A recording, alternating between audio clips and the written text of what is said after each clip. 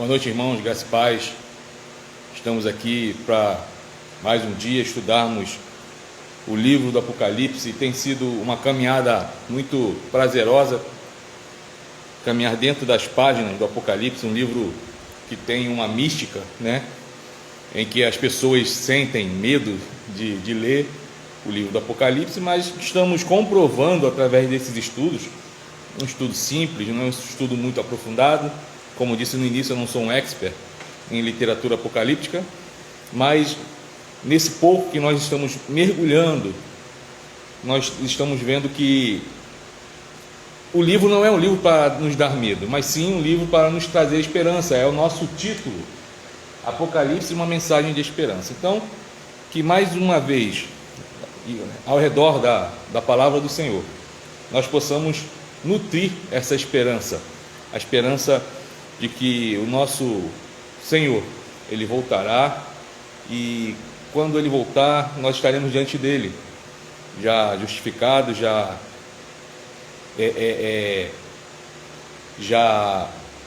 alegres, né? Porque Ele nos tirou deste mundo tenebroso, como a forma eu gosto de dizer, e estamos diante do Pai, junto com Ele, onde nós passaremos a eternidade. Então isso é uma mensagem de esperança. Então vamos orar, iniciando o nosso estudo. Oremos. Pai, muito obrigado porque o Senhor é um Deus que nos abençoa com o dia de hoje, um dia em que se comemora um feriado e onde muitos de nós estamos, Senhor, ficamos em casa para poder descansar.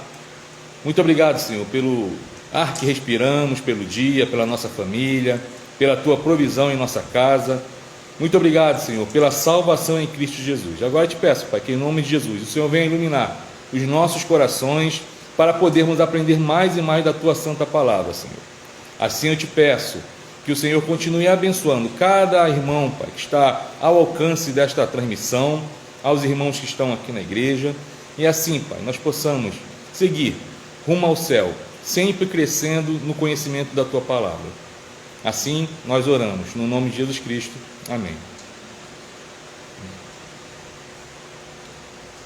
Então, estudo de hoje, nós vamos falar sobre... Deu uma bugada aqui no nosso point, lá no computador. Então, hoje, o estudo de hoje é do capítulo 12 ao capítulo 14. Isso. Deixa eu tentar mais uma vez, calma aí. Agora foi.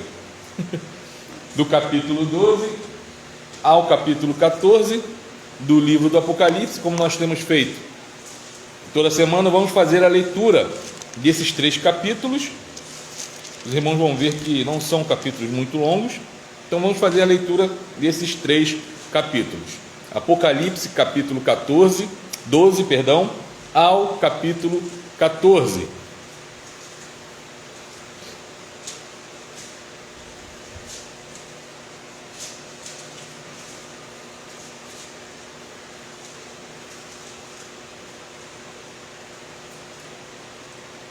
Todos acharam, né? Então eu vou fazer a leitura e os irmãos acompanham.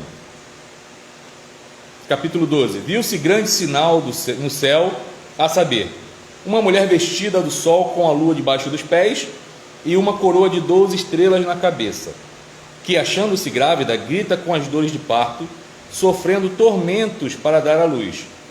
Viu-se também outro sinal no céu, e eis um dragão grande, vermelho, com 7 cabeças, 10 chifres, e nas cabeças 7 diademas. A sua cauda arrastava a terça parte das estrelas do céu, as quais lançou para a terra. E o dragão se deteve em frente da mulher que estava para dar à luz, a fim de lhe devorar o filho quando nascesse. Nasceu-lhe, pois, um filho varão, que há de reger todas as nações com cetro de ferro. E o seu filho foi arrebatado para Deus até o seu trono. A mulher, porém, fugiu para o deserto, onde lhe havia Deus preparado lugar para que nele a sustentem durante 1270 dias. Houve peleja no céu. Miguel e os seus anjos pelejaram contra o dragão. Também pelejaram o dragão e seus anjos. Todavia não prevaleceram, nem mais se achou no céu o lugar deles. E foi expulso o grande dragão, a antiga serpente, que se chama Diabo e Satanás, o sedutor de todo o mundo. Sim, foi atirado para a terra e com ele os seus anjos. Então ouvi grande voz do céu proclamando: agora veio a salvação, o poder, o reino do nosso Deus e a autoridade do seu Cristo, pois foi expulso o acusador de nossos irmãos, o mesmo que os acusa de dia e de noite, diante de nosso Deus.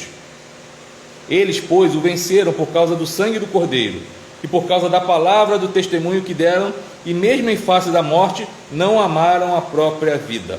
Por isso, festejai, ó céus, e vós, os que neles habitais. Ai da terra e do mar, pois o diabo desceu até vós, cheio de grande cólera, sabendo que pouco tempo lhe resta. Quando, pois, o dragão se viu atirado para a terra, perseguiu a mulher que dera à luz o filho varão.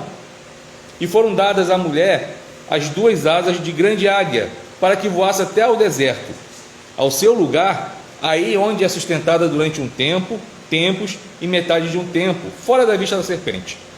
Então a serpente arrojou da sua boca atrás da mulher água como um rio, a fim de fazer com que ela fosse arrebatada pelo rio. A terra, porém, socorreu a mulher, e a terra abriu a boca e engoliu o rio, que o dragão tinha arrojado de sua boca. Irou-se o dragão contra a mulher, e foi pelejar com os restantes da sua descendência, os que guardam os mandamentos de Deus e têm o testemunho de Jesus, e se pôs em pé sobre a areia do mar. Capítulo 13. Vi emergir do mar uma besta que tinha 10 chifres e 7 cabeças, e sobre os chifres 10 diademas, e sobre as cabeças nomes de blasfêmia. A besta que vi era semelhante a leopardo, com pés como de urso e boca como de leão. E deu-lhe o dragão o seu poder, o seu trono e grande autoridade. Então vi uma de suas cabeças como golpeada de morte, mas essa ferida mortal foi curada, e toda a terra se maravilhou seguindo a besta. E adoraram o dragão porque deu a sua autoridade à besta. Também adoraram a besta dizendo: quem é semelhante à besta? Quem pode pelejar contra ela? Foi-lhe dada uma boca que proferia arrogâncias e blasfêmias, e autoridade para agir 42 meses. E abriu a boca em blasfêmias contra Deus, para lhe difamar o nome e difamar o tabernáculo, a saber, os que habitam no céu. Foi-lhe dado também que pelejasse contra os santos e os vencesse. Deu-se-lhe ainda a autoridade sobre cada tribo, povo, língua e nação. E adorá-la-ão todos os que habitam sobre a terra, aqueles cujos nomes não foram escritos no livro da vida do Cordeiro, que foi morto desde a fundação do mundo. Se alguém tem ouvidos, ouça. Se alguém leva para cativeiro vai. Se alguém matar a espada, necessário é que seja morta a espada. Aqui está a perseverança e a fidelidade dos santos. Vi ainda outra besta emergir da terra, possuía 2 chifres, parecendo um cordeiro, mas falava como dragão. Exerce toda a autoridade da primeira besta na sua presença. Faz com que a terra e os seus habitantes adorem a primeira besta, cuja ferida mortal fora curada. Também opera grandes sinais, de maneira que até o fogo do céu faz descer a terra diante dos homens. Seduz os que habitam sobre a terra por causa dos sinais que lhe foi dado a executar diante da besta, dizendo aos que habitam sobre a terra que façam uma imagem à besta, aquela que, ferida a espada, sobreviveu. E lhe foi dado comunicar fôlego à imagem da besta, para que não só a imagem falasse, como ainda fizesse morrer quantos não adorassem a imagem da besta. A todos, os pequenos e os grandes, os ricos e os pobres, os livres e os escravos, faz que lhes seja dada certa marca sobre a mão direita ou sobre a fronte, para que ninguém possa comprar ou vender, senão aquele que tem a marca, o nome da besta ou o número do seu nome. Aqui está a sabedoria. Aquele que tem entendimento, calcule o número da besta, pois é número de homem. Ora, esse número é 666. Capítulo 14. Olhei, e eis o cordeiro em pé sobre o monte Sião, e com ele 144.000, tendo na fronte escrito o seu nome e o nome de seu pai. Ouvi uma voz do céu como voz de muitas águas, como voz de grande trovão, Também a voz que ouvi era como de arpistas quando tangem a sua harpa. Entoavam um novo cântico diante do trono, diante dos 4 seres viventes e dos anciãos. E ninguém pôde aprender o cântico, senão os 144.000 que foram comprados da terra. São estes os que não se macularam com mulheres, porque são castos. São eles os seguidores do Cordeiro, por onde quer que vá. São os que foram redimidos dentre os homens, primícias para Deus e para o Cordeiro. E não se achou mentira na sua boca, não tem mácula. Vi outro anjo voando pelo meio do céu, tendo um evangelho eterno para pregar aos que se assentam sobre a terra, e a cada nação, e tribo, e língua, e povo, dizendo em grande voz: temei a Deus e dai-lhe glória, pois é chegada a hora do seu juízo. E adorai aquele que fez o céu, e a terra, e o mar, e as fontes das águas. Seguiu-se outro anjo, o segundo, dizendo: caiu a grande Babilônia, que tem dado a beber a todas as nações do vinho da fúria da sua prostituição. Seguiu-se a estes outro anjo, o terceiro, dizendo em grande voz: se alguém adora a besta e a sua imagem, e recebe a sua marca na fronte ou sobre a mão, também esse beberá do vinho da cólera de Deus, preparado sem mistura, do cálice da sua ira, e será atormentado com fogo e enxofre, diante dos santos anjos e na presença do Cordeiro. A fumaça do seu tormento sobe pelo século dos séculos, e não tem descanso algum, nem de dia nem de noite. Os adoradores da besta e da sua imagem, e quem quer que receba a marca do seu nome. Aqui está a perseverança dos santos, os que guardam os mandamentos de Deus e a fé em Jesus. Então ouvi uma voz do céu dizendo: escreve: bem-aventurados os mortos que desde agora morrem no Senhor. Sim, diz o Espírito, para que descansem das suas fadigas, pois as suas obras os acompanham. Olhei, e eis uma nuvem branca, e sentado sobre a nuvem um semelhante a filho de homem, tendo na cabeça uma coroa de ouro e na mão uma foice afiada. Outro anjo saiu do santuário, gritando em grande voz para aquele que se achava sentado sobre a nuvem: toma a tua foice e ceifa, pois chegou a hora de ceifar, visto que a seara da terra já amadureceu. E aquele que estava sentado sobre a nuvem passou a sua foice sobre a terra, e a terra foi ceifada. Então saiu do santuário, que se encontra no céu, outro anjo, tendo ele mesmo também uma foice afiada. Saiu ainda do altar outro anjo, aquele que tem autoridade sobre o fogo, e falou em grande voz ao que tinha a foice afiada, dizendo: toma a tua foice afiada e ajunta os cachos da videira da terra, porquanto as suas uvas estão amadurecidas. Então o anjo passou a sua foice na terra, e vindimou a videira da terra, e a lançou-a no grande lagar da cólera de Deus. E o lagar foi pisado fora da cidade, e correu sangue do lagar até os freios dos cavalos, numa extensão de 1.600 estágios. Palavra do Senhor. Conforme eu disse no início, fica parecendo até que é um livro de medo. Parece uma incoerência falar que Apocalipse é um livro de esperança e a gente faz a leitura de anjo que passa a foice, anjo que arranca da terra, que mata. Mas não podemos esquecer que existe um contexto simbólico nesse livro, e é o que nós iremos ver hoje. Então ali está a imagem, agora está funcionando, a imagem de um dragão, claro, eu botei ali só para ilustrar, a imagem do dragão. E nós vamos hoje falar sobre isso, sobre a identidade do Império Romano e a perseguição dos cristãos por ele, que é o contexto desses três capítulos, capítulo 12, 13 e 14. Então, na introdução hoje, neste estudo, começamos um novo ciclo dentro do Apocalipse. Nele as coisas vão ficando mais claras e explicadas. Aqui, fora as referências indiretas nas cartas das igrejas que nós vimos, é a primeira vez que o Império Romano aparece de modo claro. Ele é citado devido à sua relação com os cristãos. Então todo o resto do livro será um desenvolvimento do que for mostrado nesse texto. Então, a partir de agora em diante, tudo que for mostrado no livro do Apocalipse tem referência a esses 3 capítulos que nós lemos hoje, ok? Então vamos ver que esses capítulos vão se dividir da seguinte maneira: do capítulo 12 e 13, que nós lemos, existe a hostilidade do dragão e das 2 bestas, E no capítulo 14, o anúncios do julgamento divino. Então nós iremos falar sobre isso, tá? Então vamos falar sobre o capítulo sobre a hostilidade do dragão e das duas bestas. Lembrando, tá? Recapitulando, o livro do Apocalipse foi escrito num contexto de perseguição, tá?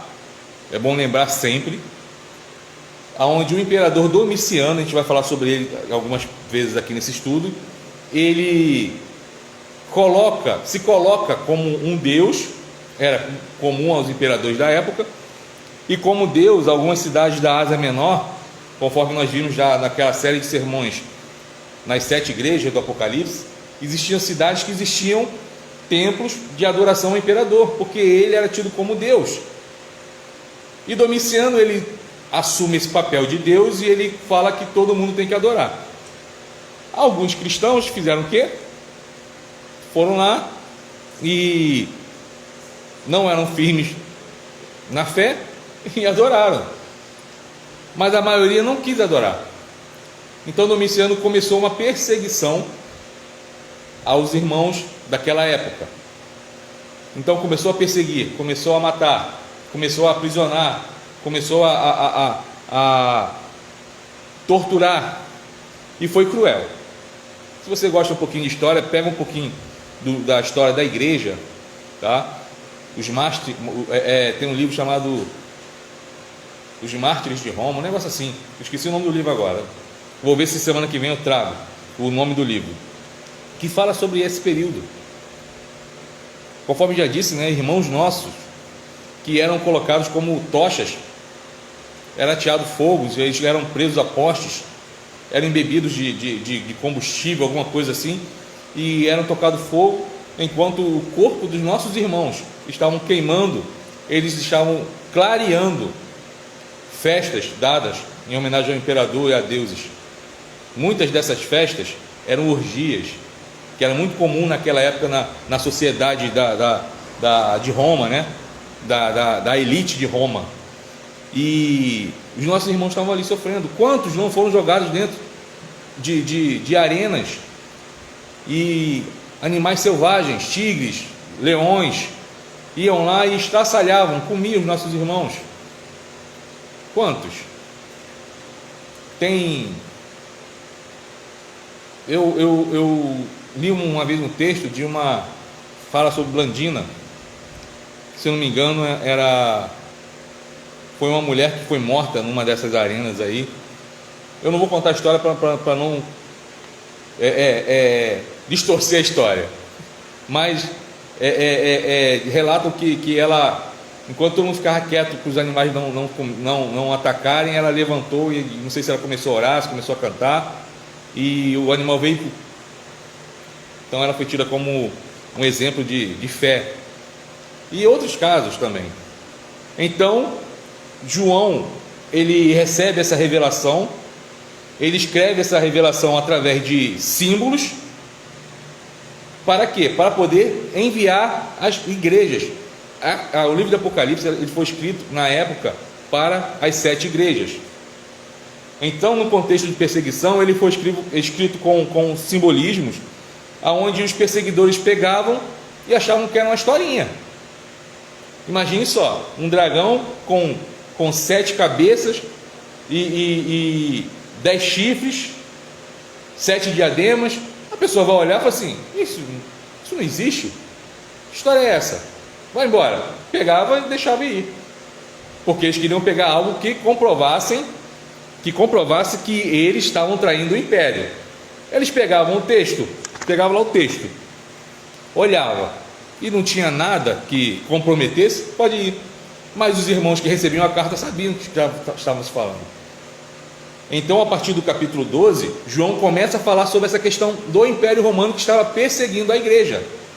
Então vamos ver agora esse simbolismo que existe agora no capítulo 12 e capítulo 13. Talvez os irmãos falem assim: pastor, eu nunca ia imaginar que era isso que está escrito aqui. Porque muita gente faz o quê? Eu sempre falo, lê o livro do Apocalipse e traz para a literalidade do texto. achando que não, no grande dia vai surgir um dragão com 7 cabeças, e vai ter 10 chifres e não sei quantos diademas, e a gente vai ver que não é bem assim a história, tá? Então vamos ver que a gente está falando agora na questão do passado. Esse texto, esses 3 capítulos fala em relação a passado e a futuro. Então no passado já começa no verso 5 falando sobre a encarnação de Jesus. Fala de uma criança que nasce, e essa criança vai reger todas as nações. Está aí no verso 5 do capítulo 12.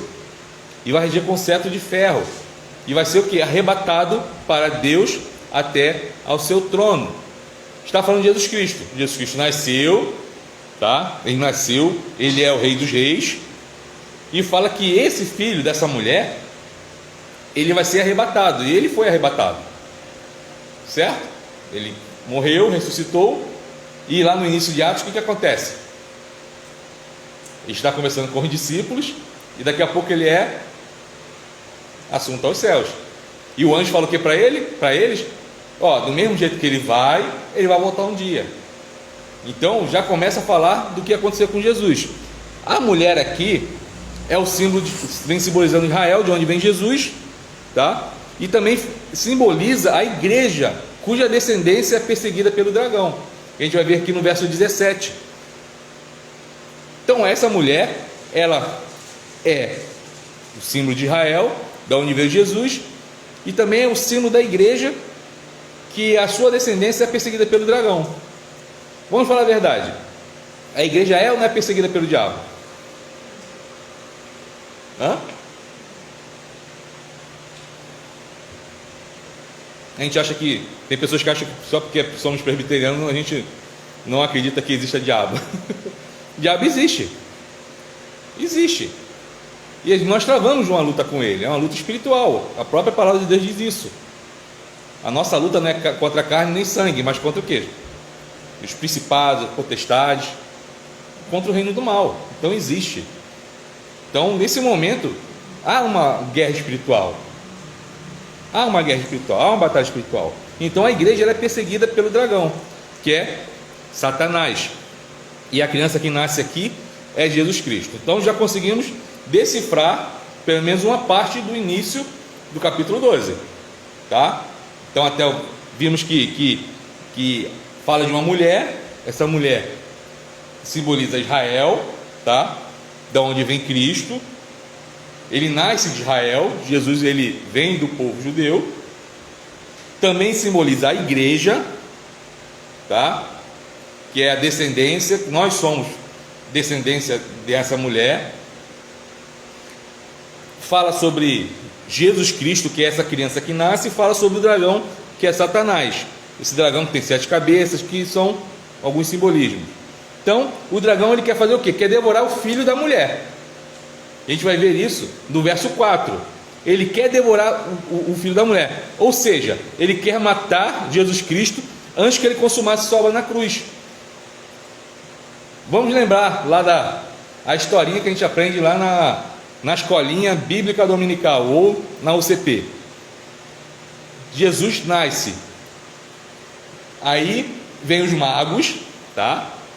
Vem os magos, e os magos vão bater aonde? Lá no rei.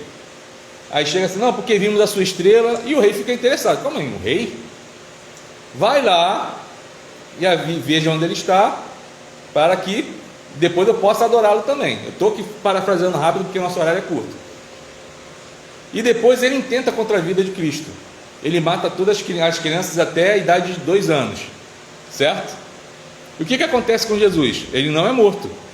Então aí nós já começamos a ver que esse dragão quer acabar com quem? Com o filho da mulher, com Jesus. Então ele faz de tudo para que Jesus morra antes que ele consumasse a sua obra na cruz. Porque o diabo já sabia que o Filho de Deus viria para algo extraordinário. Então, ele não quer saber. Ele não quer saber, quer acabar logo. Não quero saber nem o que ele quer fazer aqui, só sei que eu quero acabar. E tentou acabar, tentando matar Jesus Cristo. Porém, não consegue. Então a criança é arrebatada aos céus por Deus, está no verso 6, que significa a sua ascensão após a sua ressurreição.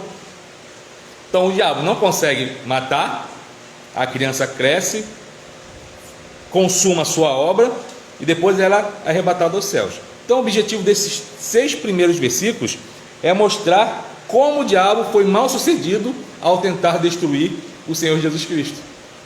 Então é isso, olha só a mensagem de esperança que João está escrevendo às igrejas. Vamos entender agora, tá? Esses 6 primeiros versículos, quando chega aos nossos irmãos daquela época, é para mostrar o seguinte: ele tentou, não conseguiu. Se não conseguiu com o Senhor Jesus, pode ficar tranquilo, que conosco também não conseguirá. É a mensagem pensando, aguenta, porque se eles não conseguiram com o nosso Senhor, eles também não conseguirão conosco. Então, está mostrando como o diabo foi mal sucedido. Como ele foi mal sucedido em tentar destruir o Senhor Jesus Cristo. Então, como consequência disso, tá? Dos versos 7 ao 12, mostra a expulsão do diabo do céu, que se deu com a encarnação, a vida, morte e ressurreição de Jesus, tá? Essa expulsão é apresentada através de uma luta celestial. A vitória de Jesus é assumida pelos cristãos. Aqui não está falando daquele texto lá de onde o diabo é expulso do céu, tá? Aqui é apenas a questão simbólica. Está falando que o diabo foi expulso, está falando que ele não tem mais poder nenhum contra ninguém. Ele perdeu a sua pouca autoridade que ele tinha. Então essa expulsão é apresentada através de uma luta celestial, vemos do verso 6 ao 9, e a vitória de Jesus é assumida pelos cristãos. Porque quem lê daqui dá a entender o quê? Que até aqui Apocalipse, o diabo ainda está lá no céu. Ainda está lá no céu, e não é isso que está dizendo aqui, tá bom? Então fala aqui da expulsão do diabo. Nós vimos lá na quinta trombeta, tá? Foi o estudo semana passada, no capítulo 9, verso 1 a 11, que aqui está falando sobre a sua ação sobre os homens descrentes. Lembra que nós falamos semana passada que tem uma hora que o diabo ele vem, ele tenta contra a igreja, não consegue, mas ele começa a agir contra quem? Contra os próprios descrentes. Começa a agir contra eles. Então, agora a ira do diabo, está aqui no verso 12, se manifesta contra a igreja, que está no verso 13, tá? Então, quando pois o dragão se viu atirado para a terra, perseguiu a mulher, que é a igreja, que dera a luz ao filho varão. Então a mulher foge com suas asas de águia. Asas de águia aqui é algo interessante. Quando fala que a mulher, quando pois o dragão se viu atirado para a terra, perseguiu a mulher que dera a luz ao filho varão. E no 14, e foram dadas à mulher as 2 asas de grande águia. Isso significa o quê? Não significa que a mulher ela voou, tá? Olha o simbolismo aqui. O simbolismo de foi dada asas de águia é um simbolismo de ajuda divina, porque a águia ela está no céu. Então quando ela pega essa asa, ela vai para onde? Voa pelo céu. Então o significado da ajuda divina. Então está dizendo que essa mulher ela começou a ser perseguida pelo diabo, mas no tempo que ela está sendo perseguida, está tendo uma ajuda divina. Deus está ajudando ela nessa perseguição. Ela não está sozinha. Então a igreja não está sozinha. E aqui está falando para o deserto. E aqui para o deserto faz uma referência à saída do povo do Egito, né? Em direção ao deserto. Então, estão conseguindo concatenar as ideias de quem é a mulher, de quem é a criança, quem é o dragão. Agora essa mulher, ela foge porque o dragão começa a perseguir. Está falando da perseguição à igreja. Mas durante essa perseguição a mulher ganha o quê? Ganha asas de águia. E essas asas de águia significa que ela está tendo ajuda divina. Não significa que estão nascendo asas nela. Está dizendo aqui, João está dizendo para os irmãos da igreja: Deus está nos ajudando. Calma, Deus está nos ajudando. Aí depois fala algo que é interessante, fala um tempo, tempos e metade de um tempo, tá? Está falando aí onde é sustentado durante um tempo, tempos e metade de um tempo, fora da vista da serpente. Então esse tempo, tempos e metade de um tempo significa todo o período entre a primeira e a segunda vinda de Cristo. Aqui não é um tempo cronológico igual ao nosso. Aqui, esse tempos e metade de um tempo, significa que durante todo esse período que compreende entre o nascimento de Cristo e a segunda volta de Cristo. Então, essa mulher vai ter essa ajuda, a igreja vai ter essa ajuda durante toda a perseguição. Ela vai para um lugar, tá? Então, e durante esse tempo todo, ela vai estar o que? Fora da vista da serpente, fora da vista do diabo. Então, o diabo não tem poder sobre a igreja. Então, aí fala que sai uma água da boca de quem? Da serpente. Pode reparar que existe um simbolismo muito. Você tem que parar para tentar entender. Tem um dragão, agora tem uma serpente. O dragão e a serpente são as mesmas pessoas. Satanás. Então a serpente começa, o dragão se viu atirar na terra, tal. Então a serpente vai o que? Da sua boca vai atrás da mulher e lança a água como um rio. Então essa água como um rio, tá? Que sai da boca do diabo, que está aqui no verso 15, significa maldade e uma tribulação lançada contra a igreja. Então esse rio está falando o quê? É um rio que é lançado. Qual é a intenção do rio? Está aqui no verso 15, a fim de fazer com que ela fosse arrebatada pelo rio, dizendo que vem vir um rio. Todo mundo já viu, quem já viu aqui, não pessoalmente, talvez até pessoalmente, mas quem já viu aqui tromba d'água em cachoeira? Às vezes tem uma cachoeira lá longe, né, aquele riozinho aqui que você entra, a água na metade da canela, mas tem um momento que vem a tromba d'água, que vem aquela água veloz, que vem com a violência. Aqui o que acontece? Quem tiver na frente carrega. Quem tiver na frente carrega. E assim, é difícil sobreviver, porque ela não vem só com água. Ela vem trazendo o que? Pedra, galho, tronco de árvore, vem trazendo tudo. Então a pessoa que entra naquilo, aquele turbilhão vem, a pessoa não consegue sobreviver. Então vimos já a questão do rio. O rio é o que? Essa maldade, essa tribulação que é lançada contra a igreja. Tentando o que? Ela tentando minar a igreja. A serpente joga essa água, que significa que ela começa a perseguir a igreja. Só que nessa perseguição a igreja é salva. Está no verso 16. Então isso torna o diabo mais irado ainda. Então a sua próxima investida será através das duas bestas. Aí que entra as duas bestas. Então, vamos até agora, capítulo 12, recapitulando. Eu gosto muito disso, de recapitular. Vimos quem é a mulher. Quem é a mulher? A igreja, tá? Quem é o dragão? Pode falar, irmão. Isso aí, pode falar que não está invocando ele não. Diabo. Quem é o filho da mulher? Jesus, certo? Então o que o dragão tenta fazer? Matar o filho da mulher. Foi o diabo tentando matar Jesus, acabar com a obra de Jesus Cristo. Então tentou matar Jesus quando era criança, não conseguiu, tentando evitar que ele consumasse a sua obra na cruz. Ele foi mal sucedido, como sempre ele é. Depois disso, vem a mulher, tá? O dragão ele é expulso do céu, aqui está falando de expulso do céu. Ele chega na terra e começa a perseguir essa mulher. Ele começa a perseguir, e o que acontece com essa mulher? Ela ganha duas asas de quê? De grande águia. Significando o quê? Que a igreja, durante essa perseguição, ela está tendo uma ajuda dos céus, divina. Então durante toda a perseguição da igreja na terra, ela não está sozinha. Domingo foi o dia da igreja perseguida. Nós oramos pelos nossos irmãos que estão sendo perseguidos. Eles não estão sozinhos. Não estão sozinhos, porque tem irmãos orando, intercedendo por eles. A ajuda divina, as duas asas. Olha só. Durante todo esse período em que esses irmãos estão sofrendo, estão até sendo mortos. Ah, pastor, tem ajuda divina, mas estão sendo mortos. Nós já lemos aqui no próprio texto de hoje, falando desses irmãos que perderam a vida por causa do evangelho.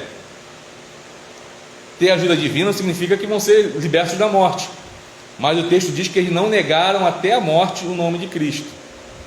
Mas durante todo esse período estão tendo ajuda divina. Olha só. Aí a gente começa a ver que a serpente joga um rio, sai um rio da sua boca. Esse rio é a tribulação, a perseguição à igreja acirrada, tentando acabar com a igreja, que nós vemos que ele tenta acabar com a igreja até hoje. A gente ainda está compreendendo esse período, tá? E ele não consegue, porque a mulher, ela tem essa ajuda divina. Essa mulher é salva, a igreja é salva, a igreja está com a ajuda de Deus. Então o que vai acontecer? O diabo fica mais revoltado. Já que eu não consigo, calma aí que eu vou chamar mais alguém. Aí entra as duas bestas, que nós vamos ver agora do capítulo 13, tá? Capítulo 13. Então, a primeira besta que vai surgir é uma que vem do mar. Tá bom? Vi emergir do mar uma besta que tinha 10 chifres e 7 cabeças, e os 7 chifres, e sobre os chifres 10 diademas, e sobre as cabeças nome de blasfêmia. A besta que emerge, que surge do mar, no capítulo 13, verso 1, é o Império Romano. Tá? É o Império Romano. Aqui ele menciona o quê? 7 cabeças. Lá na cidade de Roma existem 7 montes. Tá? São 7 montes que existem na cidade de Roma. Então aqui é uma referência explícita ao Império Romano, que perseguia a igreja na época. Olha só, perseguia a igreja na época. Então, ela surge do mar. O mar representa o quê? Os poderes que se opõem ao domínio de Deus, tá? Que também tinha um contexto em relação ao mar Mediterrâneo, que é o lugar de domínio romano. Roma dominava o mar Mediterrâneo. Então aqui, quando fala mar, representa também esses poderes que se opõem ao domínio de Deus. Então, em ambos os sentidos, o mar aqui significa oposição a Deus. Então aqui fala uma besta que emerge do mar. Então essa besta que emerge do mar é Roma, o Império Romano. E esse mar é a sua oposição contra Deus. Por quê? Quem é que está perseguindo os irmãos, os cristãos da época? Roma. O imperador é o quê? O imperador romano. Então esse imperador ele surge, tá? Como essa besta, para perseguir a igreja e se opõe a Deus. Então a besta que vem do mar é o Império Romano que se opõe a Deus e ao seu povo. Agora estamos falando do presente, tá? Falando do passado, lembra? Que falamos de Jesus Cristo, quando o diabo tentou matar Jesus Cristo, não conseguiu. Agora estamos falando do presente daquela época, tá? Dos problemas da comunidade em seus dias diante de Roma. Então, por trás deste domínio político, João diz que está quem? O diabo. O diabo que está por trás disso, manipulando tudo isso. Claro, não podemos esquecer da soberania de Deus. O diabo só faz o que lhe é permitido. Só. Eu gosto muito daquela frase, que eu não sei a frase certa, mas eu gosto sempre de parafrasear a frase de Lutero, de que o diabo é o cachorro de Deus, significando o quê? Ele só vai até onde Deus libera a corrente. Então vai só até ali, segura a corrente, agora você volta. O diabo, ele obedece a Deus. Em nenhum momento o diabo não, eu não vou fazer o que Deus... Não, ele só faz o que Deus permite. E vimos isso no estudo de Jó. Só faz o que Deus permite. Ele não chega lá com o plano dele e mostra aqui, ó, vou fazer isso, e você não vai poder fazer nada, Deus. Não. Ele vai falar assim, isso, Deus fala assim, não faz. Ou faz até aqui. Pronto. Tudo tem permissão de Deus. Então, Deus permite que o diabo, ele comece a manipular o domínio político de Roma contra a igreja. Então, a questão da oposição de Roma, que surge ou surgirá, não é a questão política apenas, mas é também uma questão religiosa. Não é apenas uma questão política, mas também uma questão religiosa. Por quê? Os irmãos não estão adorando ao imperador. Não estão adorando ao imperador. Então é nesse sentido que os cristãos devem entender a situação e se posicionar diante dela. Tem que se posicionar diante dessa situação. Vai bater a perseguição. De que lado você vai querer estar? De que lado? Aí tem aquele famoso texto, né? Em que o diabo chega para Jesus e fala assim, está vendo tudo isso aqui, ó? Se você se prostrar e me adorar, tudo isso aqui será seu. É a sedução que o diabo faz até hoje com muita gente. Você quer que dinheiro? Você quer sucesso? Quer ser famoso? Quer ter 5 carros zero na garagem? Quer isso, quer aquilo outro, quer aquilo outro? É só me adorar. É só me adorar. Nega o nome desse Cristo e me adora. E as pessoas são seduzidas por isso e acabam fazendo o quê? Apostatando, porque aquele que nega Cristo é um apóstata. E a palavra de Deus diz que o apóstata, aquele que comete a apostasia, não vai entrar no reino dos céus. Olha o perigo. Por isso que João ele mostra que os que estão diante dessa situação têm que se posicionar. Não existe em cima do muro, porque o muro pertence ao diabo. Nós já falamos sobre isso. O muro pertence ao diabo, porque o muro é a dúvida. O que é de Deus não traz dúvida. Então, ele quer que o cristão tome um posicionamento diante de Cristo. Ou pertence ou não pertence. Como o cristão deve se comportar diante dessas realidades? A pergunta aqui. Aí no verso 3 do capítulo 13, vamos ver que essa besta, ela é ferida, tá?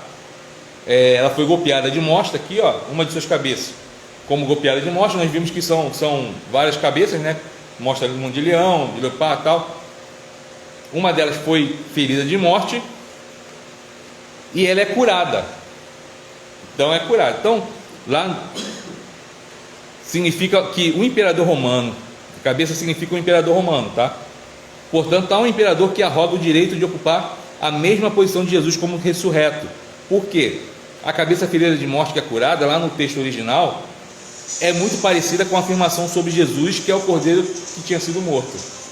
Então é isso, como que tinha sido morto. Então, esse imperador, ele está requerendo o direito da mesma posição de Jesus. Fala assim, não, eu sou igual a Jesus. Então, na época havia uma lenda que dizia que o imperador Nero, ele foi morto em 68 depois de Cristo, tá? Ele toca fogo em Roma, e o que acontece? Coloca a culpa nos cristãos. Todo mundo já sabe essa história, né? Que Nero toca fogo na igreja, em Roma, vai lá para o seu palácio e coloca a culpa nos cristãos. Os cristãos começam também a ser perseguidos por causa disso. Ele é morto, tá? Em 68 depois de Cristo. Existia uma lenda que ele voltaria à vida. Olha só. E cria-se que isso estaria acontecendo. Por quê? Domiciano era para o povo Nero redivivo. Então as pessoas olhavam para Domiciano e eles acreditavam que era Nero. Que era Nero que tinha ressuscitado, porque existia essa profecia lá entre eles lá, de que Nero ele voltaria. Olha só, o cara foi louco, o cara cometeu atrocidade, tá? Existia essa lenda de que ele voltaria. E aí quando Domiciano ele surge no carro de imperador, as pessoas acreditam que ele é Nero. Então isso maravilhava toda a terra, todo mundo, porque fala assim, esse daí é Nero. Nero está de volta. Lembra que perguntam lá para João se ele era Elias? Por quê? As pessoas achavam que ele era a ressurreição de Elias, porque as características eram iguais. Então as características de Domiciano eram as mesmas de Nero. Então a gente pode ver, se Nero foi um cara totalmente devasso, um oponente a Deus, se ele era tudo isso, Domiciano também era, porque as pessoas viam essas características de Domiciano. Então isso maravilhava toda a terra, está no verso 3, parte B, toda a terra, e trazia adoração ao dragão e à besta, está no verso 4. Então, temos nestes versículos um princípio importante para a manutenção de todo o poder político: criar uma aura de divinização em torno de si, ou seja, apresentar-se como representando Deus, ou então divinizando seus heróis. Então, o que acontecia? Essa besta, ela foi curada e criou ao redor dela uma aura de divinização. Então as pessoas olhavam e falavam assim, ela foi curada, deve ser um enviado dos céus. Então as pessoas olhavam isso. Então o Apocalipse nos ajuda a ver por detrás dessa máscara, ver quem realmente está agindo, e o que se esconde por detrás dessa fachada é o poder diabólico que gera violência, sofrimento e derramamento de sangue. Aí a besta começa a proferir blasfêmias, persegue a igreja e vence a igreja. dominando sobre os povos que a cultuam. A gente pode ver isso no capítulo 13, do verso 6 ao verso 8. E abriu a boca em blasfêmias contra Deus, para de difamar o nome e difamar o tabernáculo, a saber os que habitam no céu. Foi-lhe dado também que pelejasse contra os santos e os vencesse. Deu-se-lhe ainda autoridade sobre cada tribo, povo, língua e nação. E adorá-la-ão todos que habitam sobre a terra, aqueles cujos nomes não foram escritos. Aonde? No livro da vida. Então, adorá-la-ão quem? Quem não está no livro da vida, do Cordeiro, que foi morto desde a fundação do mundo. Então vamos ver isso até o verso 8. É um tempo de opressão para a igreja. É um tempo que a igreja vai ser espremida, vai ser moída, tá? Então nessa hora é importante crer que, apesar do sofrimento e da morte, os cristãos já venceram o diabo. Vamos ver isso lá no capítulo 12, verso 11, verso 12. Os cristãos já venceram o diabo. Então vai ser um tempo de opressão que vai chegar, que chegou para os irmãos, que vai chegar. Então a segunda besta que surge da terra, vimos lá que surge do mar, né? Que é o Império Romano. Agora tem uma que surge da terra, que está no capítulo 13, do verso 11 ao verso 18. E essa besta representa o poder religioso do império. Vimos que o primeiro é o poder político do império, agora é o poder religioso do império. Então ela parece cordeiro, é que o texto diz aqui, interessante, ela parece cordeiro, que é uma referência a Jesus Cristo, mas fala como dragão. Olha só, tem aparência de cordeiro, ó, está no verso 11. Vinha ainda outra besta emergir da terra, possuía 2 chifres, parecendo cordeiro, mas falava como dragão. A aparência era de cordeiro, mas parecia o dragão. É a máquina estatal a serviço da adoração ao imperador. Então vemos aqui a máquina política a serviço da adoração do imperador. Então, que possivelmente fala-se aqui dos sacerdotes dos templos que cultuavam ao imperador e dos altos funcionários provinciais responsáveis pelo desenvolvimento desse culto. Está no verso 12. Mas essa prática só se desenvolveu porque havia um desejo e aspiração do próprio povo. A sociedade a estimulava. A gente pode reparar que a Ásia Menor foi a região que mais se desenvolveu o culto ao imperador. Mais desenvolveu o culto ao imperador. Foi a região da Ásia Menor onde estão inseridas as 7 igrejas. Então essa região é a que mais se desenvolveu, a que mais se disponibilizou a adorar o imperador. Então nós vimos aqui que a sociedade ela estimulava isso. Tinha um poder político que estava por trás disso, tinha os sacerdotes dos templos, desses templos, tinham os altos funcionários do império, os altos escalões políticos de Roma que estavam por trás disso, mas o povo também. Então tinha o desejo de cima e também tinha o desejo de baixo. Então isso, lembrando que já tinha a opressão lá do que nós vimos.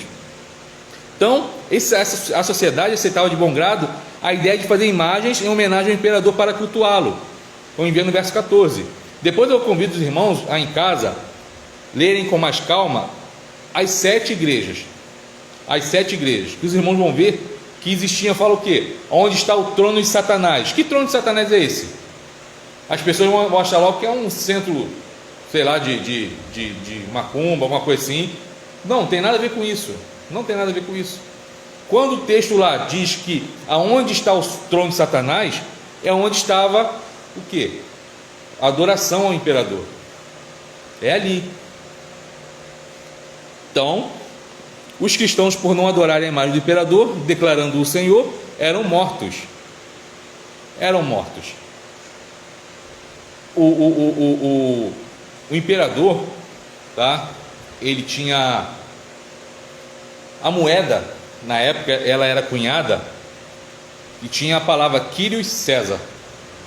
Kyrios é de Senhor, lá no grego. Kyrios César. César é o Senhor. Olha só. E alguns estudiosos dizem que quando aquela passagem em que Jesus pergunta assim, fala assim: Senhor, não é lícito pagar tributos, tal. Ele pega a moeda e vê, cunhado, Quírios César. E ele vai e fala, vá lá, dai a César o que é de César, a Deus o que é de Deus. Significando que o tributo não é de César, o dinheiro é de César, mas só há um Quírios, que é Deus. Então é isso que ele está mostrando. Dai a César o que é de César, a moeda, a adoração somente a Deus. Porque naquela época tinha cunhada nas moedas, isso, Quírios César. César é o Senhor. Então, isso aí é só para vermos até onde ia a adoração ao imperador. Diante de uma moeda já tinha isso, né?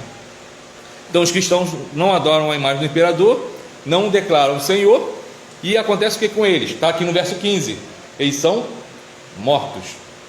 Então, ele foi dado comunicar o fôlego à imagem da besta, para que não só a imagem falasse, como ainda fizesse morrer quantos não adorassem a imagem da besta.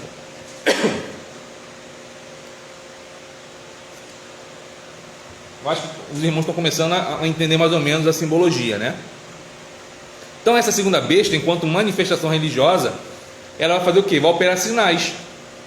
Vai operar sinais, visto que Satanás está por trás dela.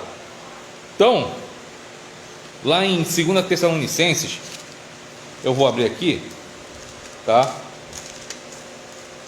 Tem um texto, 2:9, que diz assim, ora, o aparecimento do iníquo é segundo a eficácia de Satanás, com todo o poder e sinais e prodígios da mentira. 2 Tessalonicenses, capítulo 2, verso 9. Paulo está falando do caráter do homem, da iniquidade e sua derrota. Então ele aqui em Tessalonicenses já fala sobre isso. Ora, o aparecimento do iníquo é segundo a eficácia de quem? De Satanás, com todo o poder, sinais e prodígios da mentira. Então, essa segunda besta, ela vai ter manifestação religiosa, vai operar sinais. E talvez você já tenha reparado que existem muitas religiões por aí que tem uma certa cura. Todo mundo vai em determinado local, vai lá e fala que está passando a situação e fala assim, então tem esse trabalho para você fazer, você vai fazer, você vai ficar curado. Aparentemente está curado. Aparentemente está curado, mas sabe que, conforme Paulo falou, dá mentira, isso dá mentira, porque não está curado nada, não está curado. As pessoas, não, mas estou curado, não está, eu comprovo que não está. Mas eu tinha e do nada não tenho mais. Daí com o dia vai voltar, e pior, que o diabo é o pai da mentira. Ele faz todo um teatro para você achar que você está bem, mas não está, ele está te enganando. Ele está te enganando. Então, outras religiões, aí nós vemos religiões aí para dentro da região norte, em que as pessoas fazem curas miraculosas, fazem cirurgias espirituais, e a pessoa fala que isso tudo é um engodo. O Vitor sempre fala isso, né? É um engodo. É um engodo. Porque o diabo mente. Aquelas pessoas acham que estão curadas, mas não estão. Então, aqui fala sobre esse poder dessa segunda besta, que é o poder religioso, tá? Religioso não é uma pessoa, é um poder religioso, que vai o quê? Vai operar sinais, e visto que Satanás está por trás dela. Então ela desenvolve uma identidade profética poderosa, semelhante a Elias, tá? Está aqui no verso 13. Também opera grandes sinais de maneira que até o fogo do céu faz descer a terra diante dos homens, falando de Elias. Então vai fazer milagres, vai fazer coisas poderosas. Também torna viva a imagem da besta, no verso 15, possível referência aos oráculos que eram proferidos por ela. Assim como os que adoram a Deus foram marcados, os adoradores da besta também vão ser marcados, tá? Então aqui é reviver a imagem da besta, é possível referência ao que? Aos oráculos que eram proferidos por quem? Por esse poder religioso. Então tal procedimento, eu coloquei até em itálico aqui, tal procedimento significa a identificação daqueles que são leais tanto a Deus quanto à besta. Então aqui não tem mais para onde correr. Vai ser identificado aqueles que pertencem a Deus, que não vão receber o número 666, que a gente vai daqui a pouco falar sobre isso, tá? Senão as pessoas daqui a pouco, tem gente falando que a vacina contra a Covid é a marca da besta, porque você toma e atravessa aí, você está tendo um DNA. Eu já ouvi de tudo sobre isso aí, isso é a marca da besta, tá? Então, vão receber a marca da besta, esses seguem a Satanás. E nós vimos no texto que tem aqueles que vão receber a marca de Deus. Então não vai ter aqueles que não vão ter marca. Então é igual jogo de futebol. Existem dois times. Você sabe muito bem quem é de cada time, né? Porque cada um usa seu uniforme. Vamos ver lá um Brasil e Colômbia. Brasil e Austrália, que também tem camisa verde e amarela. No jogo eles não vão jogar de camisa verde e amarela, os dois. Um vai jogar com o primeiro uniforme, outro com o segundo uniforme, dependendo do mando de campo. Mas todo mundo vai olhar e falar assim: esse aqui é o time da Austrália, esse aqui é o time do Brasil, porque estão identificados. Então não tem, o único que a gente fala que não é do time é o juiz que está no meio, ela contra a roupa. Mas aqui no texto, quem olhar vai saber quem é de Deus e quem é do diabo. Ponto. Não vai ter dúvidas. Então, esta caracterização irá definir o destino de cada pessoa no desenrolar do livro. Assim como a marca de Deus, a marca da besta também era simbólica. Não existe dado histórico indicando que todos que adoravam o imperador recebiam a marca. A marca consistia em quê? Essa marca aqui era a própria lealdade, fosse a Deus ou ao diabo. Portanto, adorar o imperador, inclinando-se diante da sua estátua, maravilhando-se com seus sinais prodigiosos e seguindo as suas orientações como se fosse um Deus, já constituía um sinal que haveria de identificar seus praticantes. Então, vemos aqui já uma introdução ao assunto do 666, tá? Então, no verso 18, vamos ver que existe o número da besta. Não introduz o nome específico, aqui não tem um nome específico. Mas é o que? É um simbolismo. Então, o número 6, por ser inferior ao 7, número da perfeição, simboliza exatamente o seu oposto, a imperfeição. Dizer que o número da besta é 666 significa dizer que, apesar de toda a sua arrogância e poder, o Império Romano é imperfeito, até mesmo frágil, que, portanto, é sábio aquele que se mantém ao lado de Deus. Tá? Então, não existe essa questão de... Tem gente que entra em cada teoria da conspiração, fala assim: não, mas vai chegar um dia em que vão colocar um negócio no teu pulso, não sei das quantas, tal, e essa é a marca da besta. Tá? O texto diz que essa marca não é algo que vai ser visível, é o seu comportamento. É o seu comportamento. Porque aqui é claro, eles não recebiam marca naquela época quem adorava o imperador, mas todo mundo sabia quem se inclinava diante do imperador. Todo mundo sabia. E todo mundo sabia quem é que não se inclinava diante do imperador, quem não adora o imperador. É tanto que era perseguido. Não existe esse meio termo. É isso que a gente tem que colocar na nossa cabeça, e eu falei no início do estudo. Nos posicionarmos. É o que João escreve para a igreja. O seu posicionamento diante do que está acontecendo. Por quê? Creio eu que todo mundo, quando olha para os cristãos dessa época, estou falando da nossa época, sabe quem eles são. Tá? Sabe quem eles são. E todo mundo sabe também quem não é. Vai chegar um dia que o funil vai ficar mais estreito. Lembra que Jesus falou? Existe a porta larga e a porta estreita. Escolhei, pois, a porta estreita que leva para o caminho da salvação. Vai chegar uma época que vai ficar mais estreito ainda. A opressão vai aumentar, irmãos. Vai aumentar. Aonde que você imaginou, eu imaginaria durante toda a sua vida, de que um presidente, não estou falando de questão política, de posicionamento político, se é de direita, de esquerda, se é centro, se é diagonal, se é alto ou baixo, não estou falando disso. Nós estamos falando de atitude. Aonde que nós imaginaríamos que um presidente, um líder político, chegaria diante da televisão, das redes sociais, das redes de televisão, e ia falar sobre liberdade de culto? Aonde? Eu pergunto a vocês, aonde vocês iriam imaginar isso, independente da sua posição política? Tá? Eu estou aqui para pregar a palavra de Deus, não posicionamento político. Eu tenho, meus irmãos têm de vocês, cada um, e tem aqueles que nem têm. Então, assim, Quem imaginaria que, independente se fosse aqui, se fosse nos Estados Unidos, qualquer outro país do mundo, onde um líder político, o número um do país, chegaria diante da mídia e falasse sobre respeitar a liberdade de culto? Aonde? Então, irmãos, é para acordar. É para acordar. Não estamos mais na época de brincarmos de crente. Não estamos mais na época de brincarmos de crente. Está se estreitando. Está se estreitando. Pode ser daqui a 20 anos, pode ser daqui a 20 dias, daqui a 20 meses, não sei. Mas a palavra de Deus me incita a me preparar, a nos prepararmos. Então esse sinal do 666 significa essa imperfeição desse sistema religioso e político, tá? Desse sistema, a imperfeição, que ele é falho, nos mostrando que o certo é escolhermos o lado de Deus. Ponto. É isso que está dizendo ali. Então vai chegar um dia que vai ser bem mais claro. As pessoas vão olhar e vão falar assim: é crente. Não é crente. Porque vai estar escrito, conforme diz por aí, vai estar escrito já na testa isso. É crente, não é crente. É Pedro.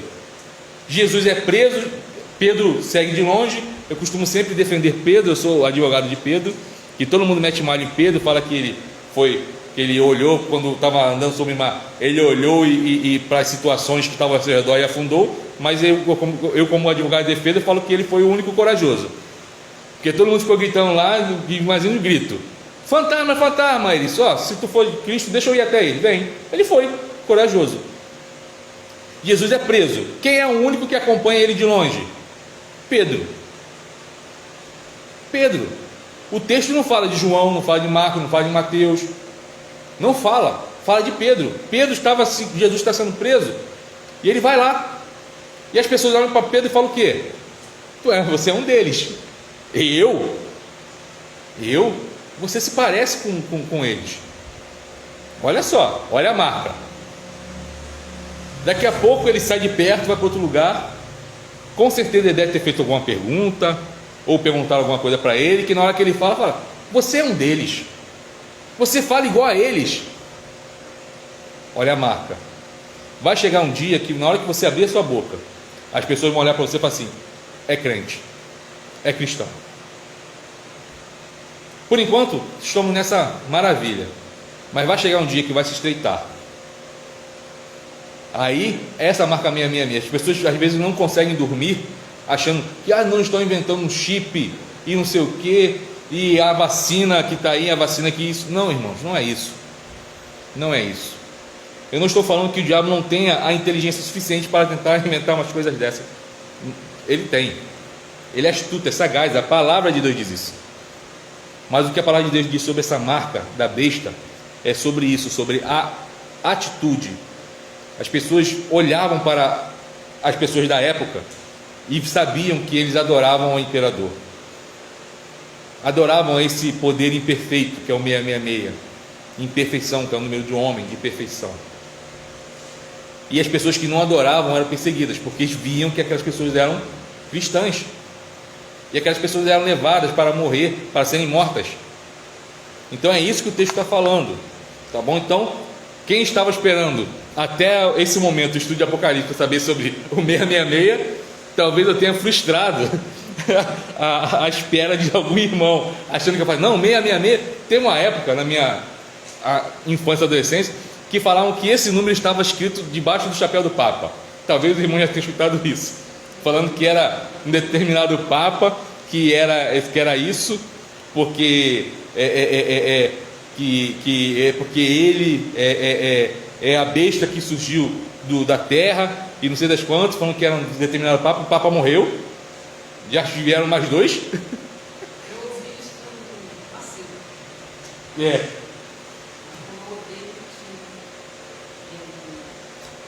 Tinha o número de baixo.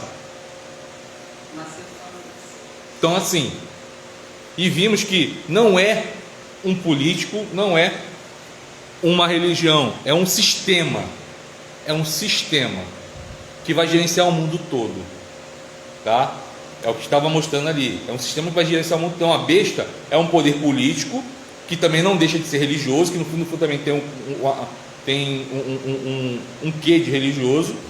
Mas a primeira besta que surge do mar vai ser um poder religioso, tá? Um sistema político, perdão. Sistema político que vai reger o mundo. E a segunda besta é um poder é um poder religioso que vai surgir. Então é isso, tá? Não é um determinado homem. E as pessoas já ouvi pessoas falando que é o presidente da França, a besta, uma das bestas, acho que é Emmanuel Macron, né? Que é ele, que é aquilo outro. Uma vez, na minha época de adolescente, todo mundo já escutou falar aquela questão do rodar o disco para trás. Rodar o disco para trás, que tinha mensagem subliminar. Inclusive tem uma banda nacional, não cristã, que fez um LP, na época LP, na época do Bolachão, que tinha uma música de trás para frente, para mostrar que era possível. E as pessoas às vezes davam palestra, não, porque a nova era está chegando, tal, e as pessoas não dormiam, preocupadas, falando assim, não, eu vou comprar um disco, vou não sei o que, e vai estar escrito para frente uma adoração a Satanás, eu não sei. Escutei de um pastor que não é da nossa denominação, tá? Na época, ele falou assim: se você for pegar um disco evangélico, se você rodar para trás para frente, então também vai ter palavras ali que você vai ficar de cabelo em pé, que é a questão da fonética. Você vai girar e vai assim, falou o diabo. É questão da fonética. Não significa que a pessoa que fez a letra está falando isso. E ele falou assim: irmãos, eu tenho mais o que fazer do que ficar girando um disco ao contrário. Ele falou assim mesmo. É um pastor muito conhecido. Ele falou assim: eu tenho coisa mais importante para fazer do que ficar rodando disco ao contrário. Então, irmãos, essa questão de ficar procurando, não, porque lá na França, lá não sei aonde, estão montando um chip tal, que vai colocar. Inclusive tem uma pessoa aqui que é um milionário aqui do Brasil, que já tem debaixo da pele, e não sei das quantas. Irmãos, a sua vida é de quem? Nosso querido irmão Lázaro, que o Senhor já está com o Senhor, ele cantava o quê? A minha vida é do mestre, meu coração é do meu mestre, o meu caminho é do mestre, mais o quê? É do mestre. Então essa certeza que a gente tem que ter, e saber que um dia vai chegar. Minha esperança é do mestre, minha esperança é meu mestre. É isso que a gente tem que ter no coração.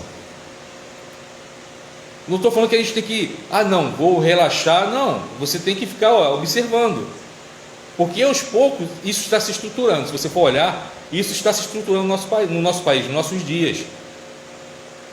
A preparação para esse sistema político e religioso que vai dominar o mundo. Não temos ainda esse sistema político e religioso, mas tudo já está se estruturando para chegar lá. Então essa marca é a sua atitude.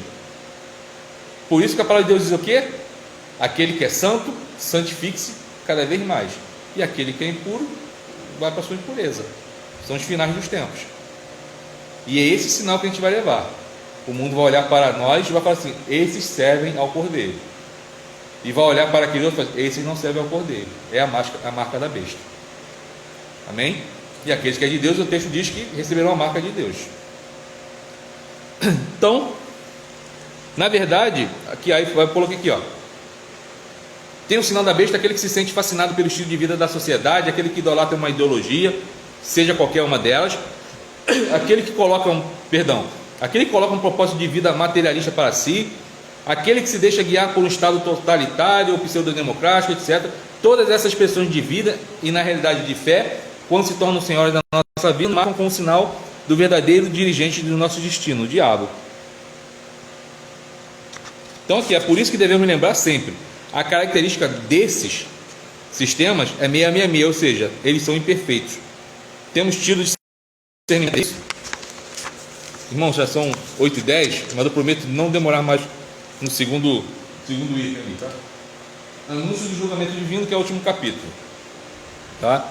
Então, após apresentar o Império Romano como instrumento usado pelo diabo para perseguir os cristãos, é mostrada uma cena onde Deus guarda aqueles que são seus, está no capítulo 14, do verso 1 ao verso 5. Então os crentes entoam um cântico que somente eles podem cantar, está no verso 3. E não é dito nada sobre a letra desse cântico, mas com certeza era semelhante aos anteriores, que a gente pode ver lá em capítulo 4, verso 11, capítulo 5, verso 9, capítulo 7, verso 12, e tem outros textos também, tá bom? A referência já está aí para os irmãos pesquisarem. Que esses cânticos falavam da soberania de Deus e da obra redentora de Jesus, e somente eles, como salvos, podiam cantar. Mesmo diante da perseguição e do sofrimento, que está no capítulo 13, há louvor nos lábios dos cristãos. Mesmo diante da perseguição e do sofrimento, há sempre um louvor nos lábios. Então, a partir de agora, vem o anúncio do julgamento de Deus. Aí vimos o passado, que falava do cordeiro, a perseguição do diabo para tentar impedir Jesus Cristo de consumar sua obra. Vimos o presente ali da perseguição, e agora está falando de algo futuro. Então o anjo traz um evangelho, que significa boa notícia, né? Boas novas, anunciando que é chegado o juízo, está do verso 6 ao verso 7 do capítulo 14. Então, esse vem trazendo o juízo. Então, o anúncio do evangelho não consiste somente de salvação, mas de juízo. Que eu já tinha falado sobre isso uma vez pregando, de que muitas pessoas não gostam de ouvir o evangelho. Evangelhos são boas novas, falam de salvação, mas para aqueles que rejeitam essas boas novas, é juízo, porque essas pessoas vão fazer o quê? Sabem que se elas não tiverem esse encontro real com Cristo, vão para o inferno. Então muitas pessoas não gostam do evangelho por causa disso, sabem que fala de juízo. Então o juízo que tem chegado é definido em relação a Roma. Então o anjo anuncia a queda da Babilônia, que é Roma. Então esse julgamento na história, esse é um julgamento na história. Então toda a manifestação do juízo divino que acontece na história humana é a antecipação do juízo vindouro. Então outro anjo anuncia o juízo de Deus sobre os que adoram a besta. Primeiro vem um anjo que traz o evangelho, que fala sobre o juízo.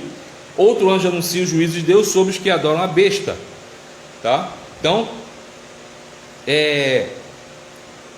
no capítulo 8 a 9 nós vimos que Deus havia o que? Falado sobre as catástrofes, tá? Vimos sobre a questão das trombetas, que estava chamando homens ao arrependimento, e o texto diz que eles não quiseram se arrepender. Esses homens não quiseram se arrepender. Eles não quiseram se arrepender, então esse anjo agora, ele traz o destino desses homens. Está do verso 9 ao verso 11 do capítulo 14. Vocês não quiseram se arrepender, então agora é o que vai acontecer com vocês. Então há em seguida uma bem-aventurança sobre os que têm morrido no Senhor, está no verso 13.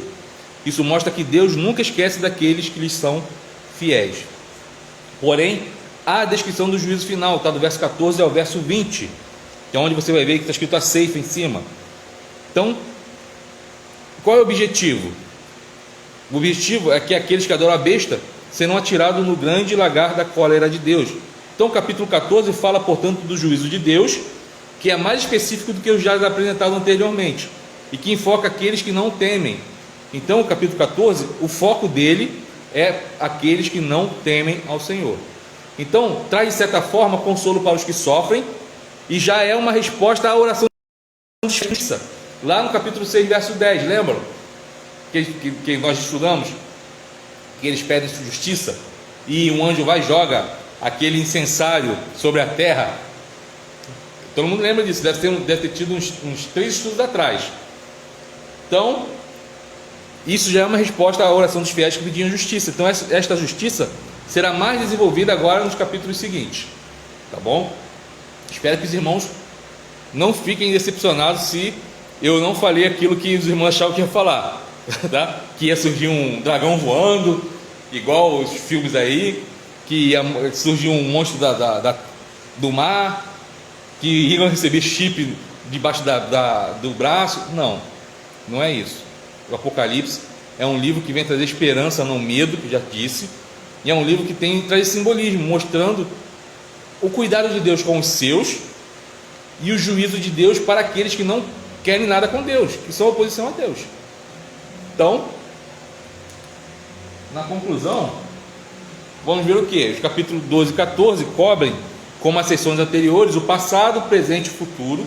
Então o passado é lembrado em função da incapacidade do diabo para matar Jesus, o que consequentemente introduz o presente ao apresentá-lo perseguindo a igreja, tendo como instrumento o Império Romano.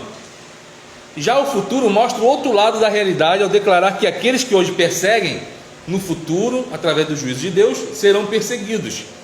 Devemos lembrar através destes capítulos que diante dessas realidades é impossível ficar passivo.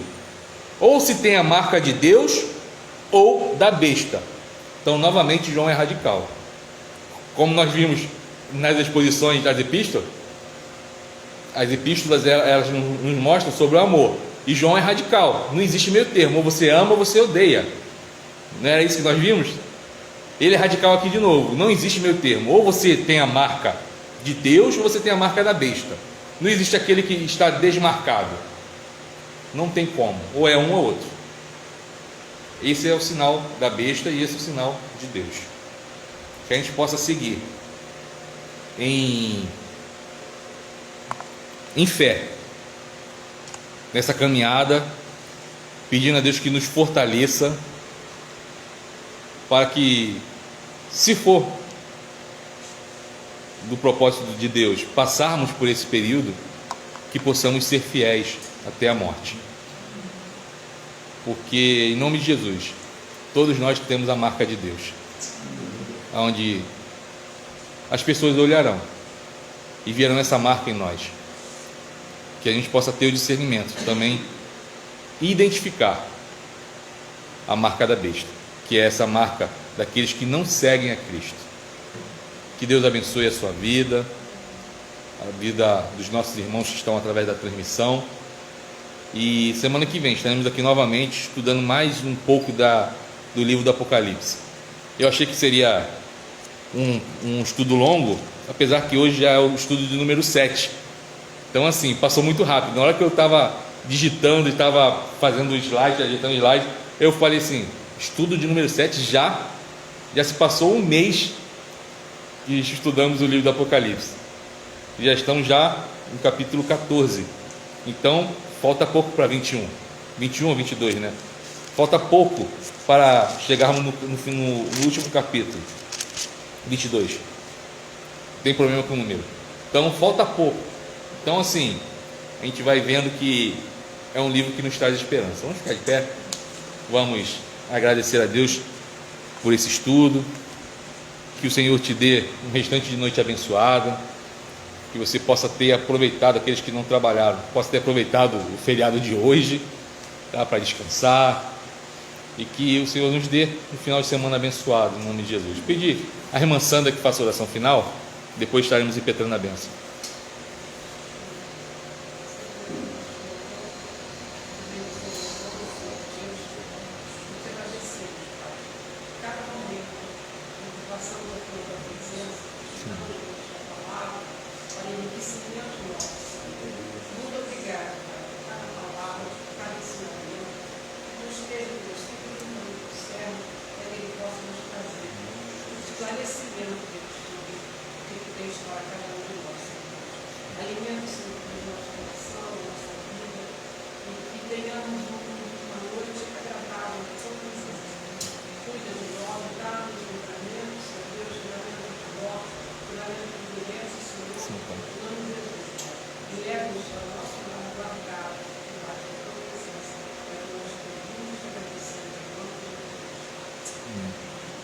Que a graça do nosso Senhor e Salvador Jesus Cristo, o amor de Deus, o nosso eterno Pai, as doces e eternas consolações do Espírito Santo, repouse sobre vós, sobre vossos familiares e sobre todo o povo de Deus espalhado por toda a terra, não somente agora, mas para todos sempre.